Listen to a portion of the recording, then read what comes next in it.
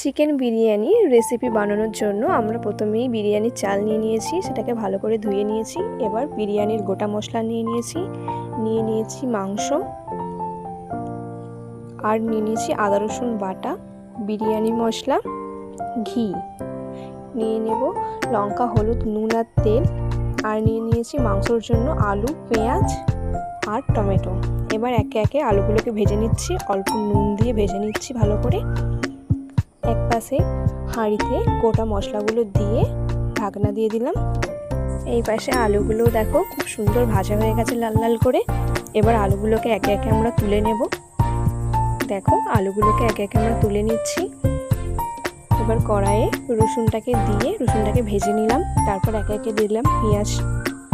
তারপর দেখে নিলাম অন্যদিকে কড়াইয়ে জল গরম হয়ে গেছে, তাই বিরিয়ানির চালগুলো দিয়ে দিলাম, লবণ দিয়ে এবার ঢাকা দিয়ে দিলাম।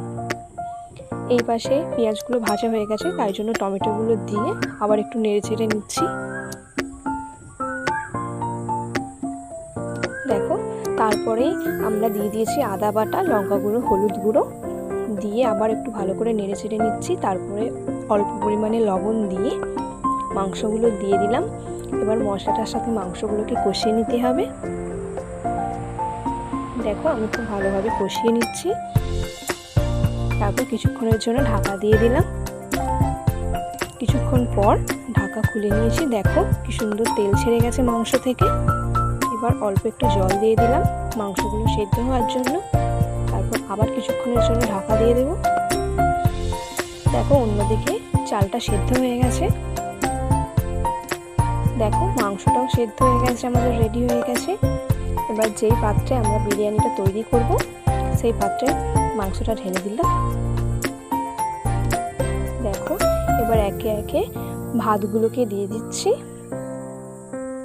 তারপরে ভেজে রাখা আলুগুলোকে একে একে দিয়ে দিলাম। দেখো তারপর ওপর থেকে আবার একটা ভাতের লেয়ার করে নিচ্ছি। তারপরে এবার বিরিয়ানি মশলাটা দিয়ে দিলাম। আবার ওপরে একটু ভাত দিয়ে দিলাম। তারপর ওপর থেকে ঘি দিয়ে দিলাম। এবার তারপর অল্প একটু চিনি দিয়ে দিলাম। তারপরে একে একে বেরেস্তাগুলো দিয়ে দিলাম। দিয়ে এবার হাঁড়ির মুখটা খুব ভালো করে এঁটে নিতে হবে। দেখো আমি আটা দিয়ে ভালো করে এঁটে নিচ্ছি হাঁড়ির মুখটা। এবার হালকা আঁচে বিরিয়ানিটা বসিয়ে দিতে হবে কিছুক্ষণের জন্য। কিছুক্ষণ পর নামিয়ে নিলেই রেডি হয়ে যাবে আমাদের চিকেন বিরিয়ানি।